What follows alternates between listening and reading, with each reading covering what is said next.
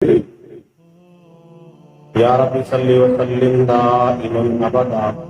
علی حبیبک خیر الخلق کلہم۔ معزز سامعین، دوستوں، بزرگوں، خطبہ حجۃ الوداع کے موضوع پر چند باتیں آپ حضرات کی خدمت میں عرض کرنی ہے۔ حجۃ الوداع اللہ کے پیارے رسول حضرت محمد مصطفیٰ صلی اللہ علیہ وسلم کا وہ آخری حج اور الوداعی حج تھا۔ اسی مناسبت سے اس کو حجۃ الوداع کے نام سے یاد کیا جاتا ہے۔ اس کو حجۃ البلاغ بھی کہا جاتا ہے، کیونکہ اسی موقع پہ اللہ کے رسول پیغمبر صلی اللہ علیہ وسلم نے اپنا فریضہ تبلیغ مکمل فرمایا، اور اس کو حجۃ الاتمام بھی کہا جاتا ہے، کیونکہ اسی موقع پہ اس دین مقیم کی اللہ پاک نے تکمیل فرمائی، اور تکمیل دین والی آیت اليوم اکملت لکم دینکم واتممت علیکم نعمتی، یہ آیت مبارکہ بھی اسی موقع پر نازل ہوئی۔ اللہ کے پیارے رسول صلی اللہ علیہ وسلم نے ذوالقعدہ کی 26 تاریخ سے حج کا سفر شروع فرمایا، اور مسلسل 8 دنوں کا سفر فرما کے حرم مکہ کے دیار کے اندر پہنچے۔ آپ صلی اللہ علیہ وسلم کے ساتھ آپ کے پاکیزہ اور خصوصی حضرات صحابہ کرام رضی اللہ عنہم اجمعین بھی آپ صلی اللہ علیہ وسلم کے ساتھ تھے۔ جو یہ خبر پھیلی کہ اللہ کے نبی صلی اللہ علیہ وسلم حج کرنے کے لیے تشریف لے جا رہے ہیں، وہ آس پاس کے علاقوں کے سارے مسلمان حج کی ادائیگی کے لیے جمع ہونے لگے، حج کی ادائیگی کے لیے پہنچنے لگے، حتیٰ کہ روایات میں آتا ہے کہ اس حج کے موقع پہ اللہ کے پیارے رسول صلی اللہ علیہ وسلم انہوں نے جو حج فرمایا، اس موقع پر تقریباً 1.25 لاکھ صحابہ کرام 1,24,000 یا 44,000 کی تعداد بتائی جاتی ہے۔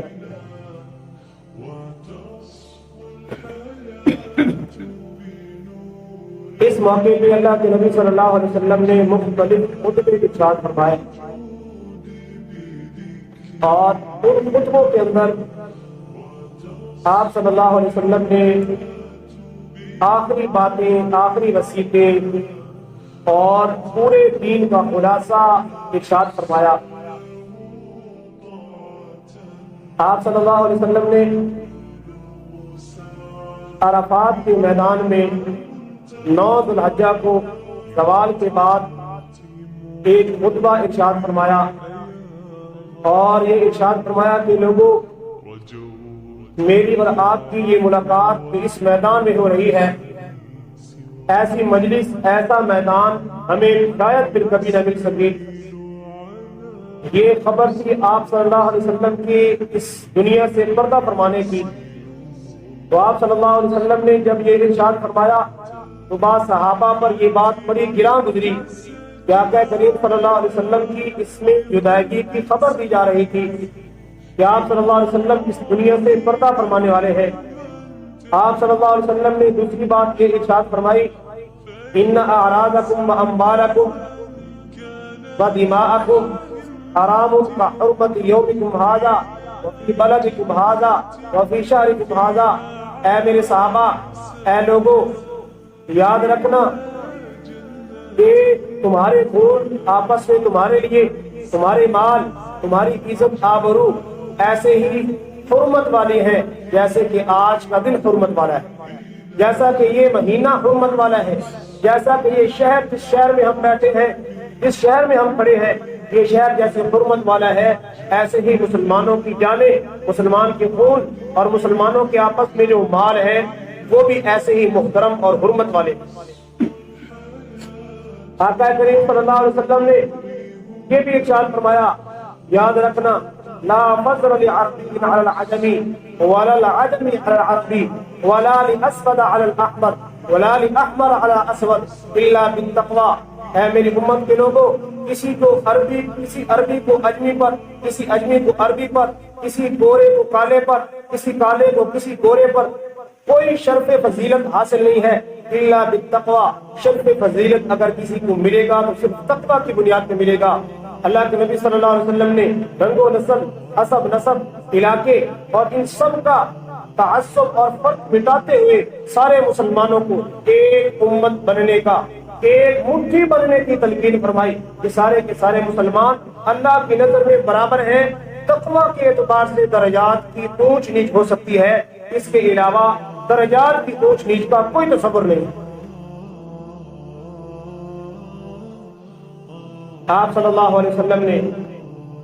اس موقع پہ اور بھی بڑی جامع باتیں ارشاد فرمائی۔ آپ صلی اللہ علیہ وسلم نے اس موقع پہ اپنی امت کو بڑی اہم باتوں کی تعریف فرمائی، خصوصاً اپنے ماتحتوں کے ساتھ حسن سلوک، ہمدردی، اچھے اخلاق اور ان کے حقوق کی ادائیگی کا حکم فرمایا، عورتوں کی حقوق اور ان کے ساتھ نرمی کا حکم فرمایا اور اس بات کی تعلیم فرمائی۔ اور صحابہ کرام رضی اللہ عنہم اجمعین 1.25 لاکھ کا مجمع اللہ کے نبی صلی اللہ علیہ وسلم کی مجلس کے اندر موجود ہے۔ اللہ کے نبی صلی اللہ علیہ وسلم نے سب صحابہ سے ایک سوال کیا، سب صحابہ سے ایک بات پوچھی، سب صحابہ سے ایک بات سوال کی صورت میں پوچھی۔ آپ صلی اللہ علیہ وسلم نے اپنے صحابہ سے فرمایا، الا هل بلغت، اے میرے صحابہ، آپ میری نشست و برخاست سے واقف ہیں،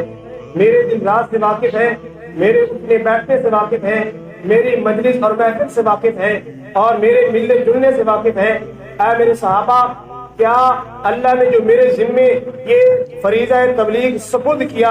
اے میرے صحابہ، تم اس بارے میں اگر کل قیامت کے دن اللہ نے اس بارے میں سوال پوچھ لیا، تم سے اس بارے میں پوچھ لیا کہ میرے پیغمبر اور میرے رسول نے میرے دین کی دعوت اور میرے دین کا پیغام تم تک پہنچایا تھا یا نہیں پہنچایا تھا، تو کیا تم اس وقت اس بات کی گواہی دو گے کہ میں نے اللہ کا پیغام حق اور سچ پہنچا دیا؟ سب صحابہ کرام کی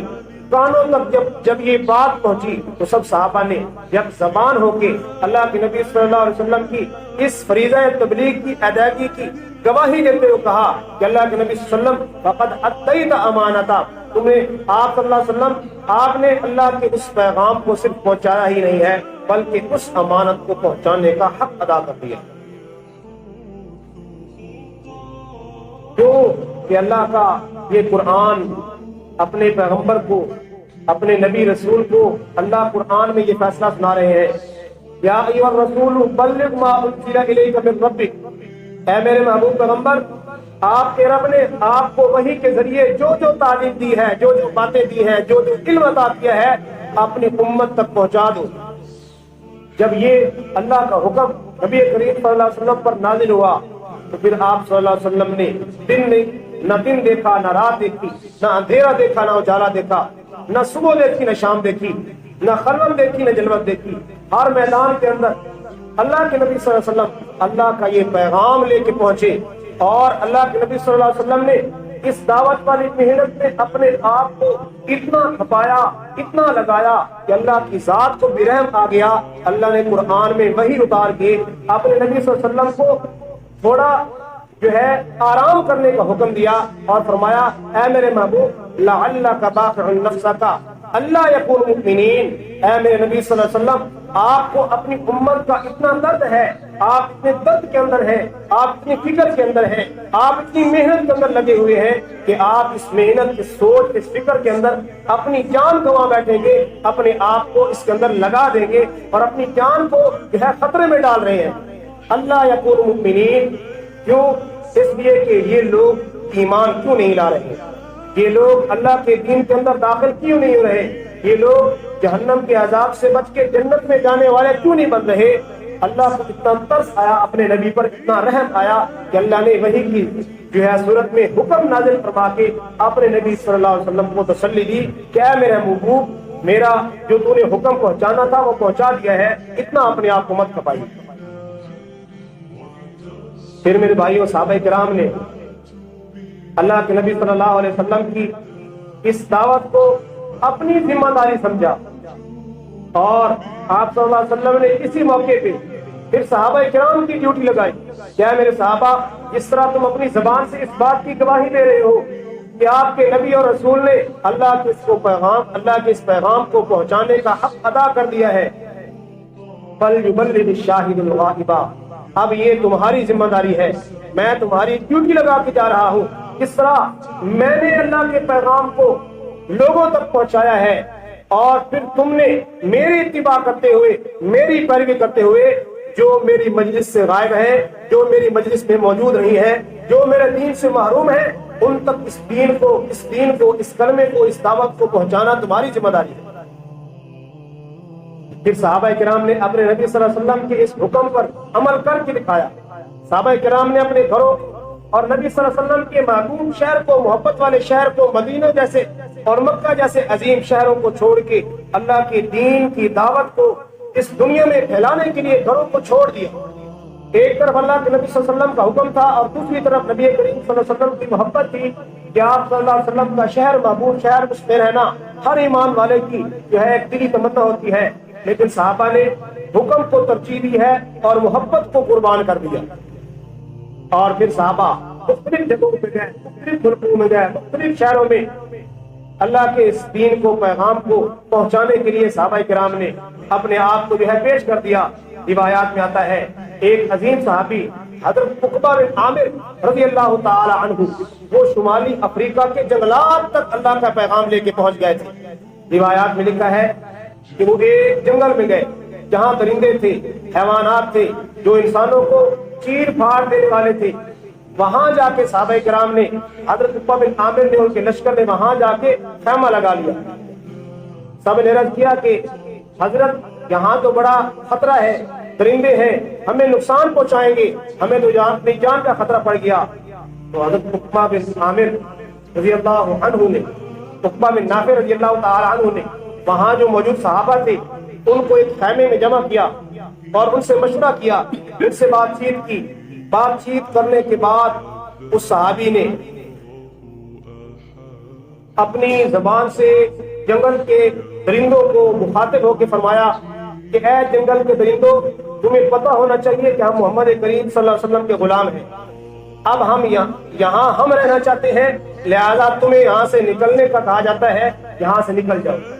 روایات میں لکھا ہے، سیرت کی کتابوں میں لکھا ہے کہ یہ اعلان سننے کے بعد جنگل کے درندے اپنے اپنے بچے اٹھا کے انہوں نے چلنا شروع کر دیا۔ روایات میں لکھا ہے کہ یہ منظر دیکھ کے افریقہ کی کئی لوگوں نے کلمہ پڑھ لیا اور ایمان کے اندر داخل ہو گئے، مسلمان ہو گئے۔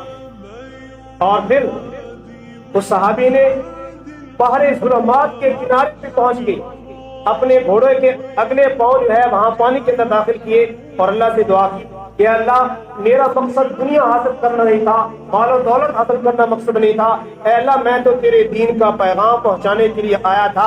اے اللہ اس سے آگے بھی اگر میرے جانا،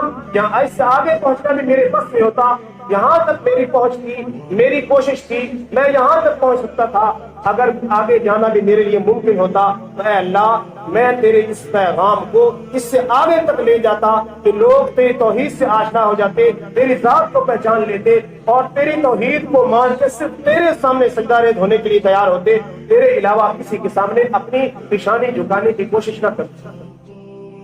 تو صحابہ کرام نے رضی اللہ عنہم اجمعین نے حجۃ الوداع کے موقع پہ اللہ کے نبی صلی اللہ علیہ وسلم کے اس پیغام کو مضبوطی سے پکڑا اور اپنی عملی زندگی میں نافذ کیا۔ میرے بھائیوں، اب ہماری یہ ذمہ داری ہے کہ صحابہ نے جو امانت ہم تک پہنچائی تھی، بڑی جو ہے ایمانداری سے اس دین کو، محنت سے اپنا مال جان سب چیزوں کی قربانی دے کے یہ کلمہ، یہ ایمان ہم تک پہنچا ہے۔ اب یہ ہماری ذمہ داری ہے کہ ہم بھی اس کلمے، اس دین کے لیے، اس دعوت کے لیے اپنا کچھ نہ کچھ لگائیں، ہم بھی اس دین کو پھیلانے کے لیے اپنا کچھ نہ کچھ لگائیں، اور سب سے بڑھ کے اپنی ذات کے اوپر سب سے پہلے تو اپنی ذات کا حق ہے کہ اپنی ذات پر دین نافذ کریں۔ اپنی ذات پر دین نافذ کرتے ہوئے کرنے کے ساتھ ساتھ اپنے دوسرے جو مسلمان بھائی دین سے غافل، اپنی قبر آخرت سے غافل ہو گئے، نمازوں سے غافل ہو گئے، شریعہ احکام سے غافل ہو گئے، اپنی فکر کے ساتھ ساتھ ان کی بھی فکر کریں۔ اللہ رب العزت کی دعا ہے اللہ پاک ہم سب کو دین کی محنت میں قبول فرمائے اور اپنے راستے میں، تبلیغ میں، دعوت والی محنت میں نکلنے کے لیے اللہ پاک ہم سب کو قبول فرمائے اور ہمارے اندر کی ذمہ داری کا احساس پیدا ہو جائے۔ اللہ رب العزت ہمیں عمل کی توفیق عطا فرمائے۔ تمام حضرات سنت ادا فرمائے۔